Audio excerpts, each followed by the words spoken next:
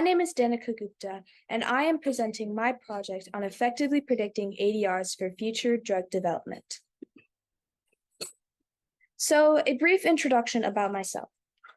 I am a rising sophomore at the Harker School, as well as a machine learning intern at PGX2 and the founder of Thrive Sri Lanka.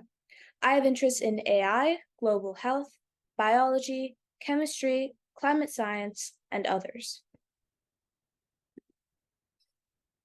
To start off, what exactly is an adverse drug reaction? Although there is debate, one definition from the U.S. Veterans Administration's documentation on medication safety is that an ADR is harm directly caused by a drug in normal dosage during normal use. ADRs impact people worldwide and is particularly harmful to vulnerable subgroups like the elderly. Studies have shown that ADRs result in significant hospitalization and substantial death and morbidity. ADRs require global efforts to track and manage and are a notable global health issue. In the past decade, the Food and Drug Administration, or FDA, reported over 11 million deaths caused by ADRs. Pre-pandemic, ADRs were the fourth largest cause of death in the U.S. and the sixth largest worldwide. ADRs also currently cost the U.S. healthcare over $30 billion annually. As shown in the graph to the right, the amount of ADRs-related deaths are increasing dramatically, indicating the current impact of ADRs and the fact that cases and deaths are only likely to rise given the current situation. To give a little more background on ADRs, in 1956, thalidomide was released to the market for pregnant women experiencing morning nausea. However, it was taken off of the market after over 10,000 babies were born with severe birth defects. Due to this truly devastating incident, new rules and procedures were placed to minimize ADRs, such as strict rules and examinations affecting whether a drug could be released into the market or not.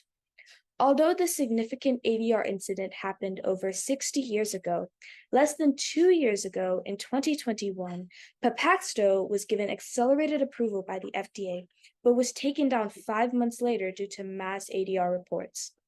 ADRs are still a large problem, and action needs to be taken now.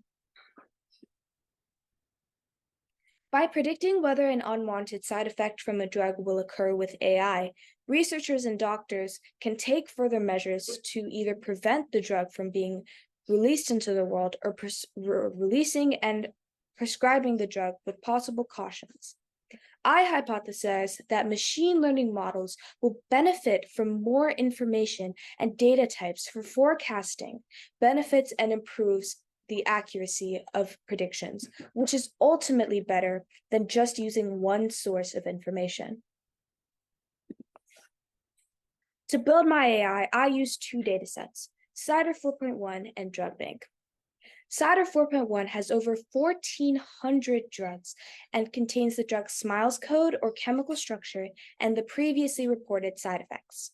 These side effects range from eye disorders to cardiac disorders, and these side effects are classified into 27 groups as defined by the Medra Dictionary. DrugBank contains contextual information on over 14,000 drugs, such as targets and indications, and a drug bank ID for each drug. To effectively utilize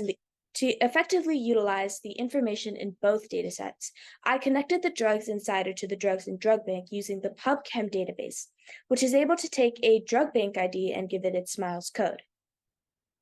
I combined the two datasets into one dataset containing about 650 drugs with information on side effects, targets, and indications. A holdout set was taken out of the combined dataset to be used for testing of real-world effectiveness.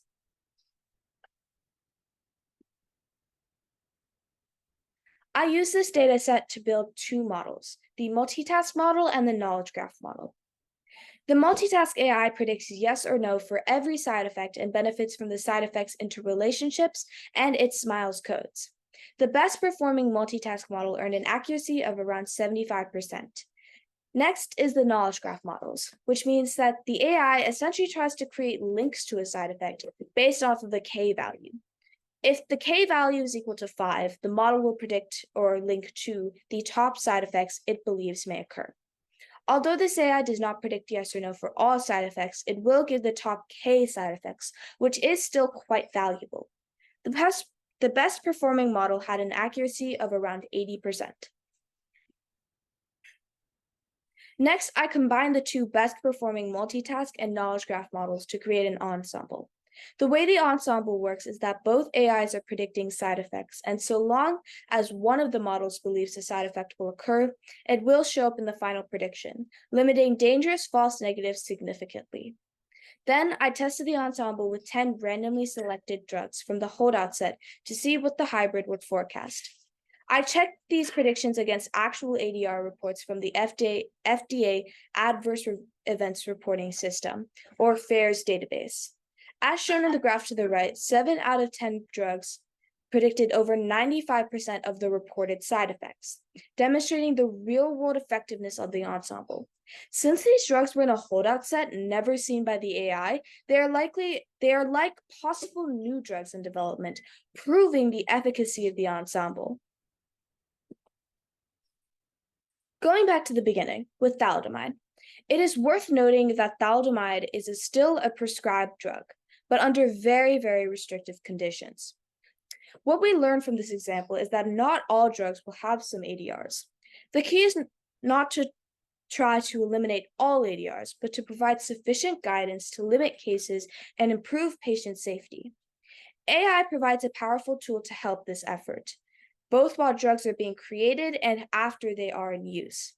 The solution shows how both drug chemical compounds and behavioral information can be used to predict ADRs, making this a tool to forecast ADRs at any stage of the development cycle.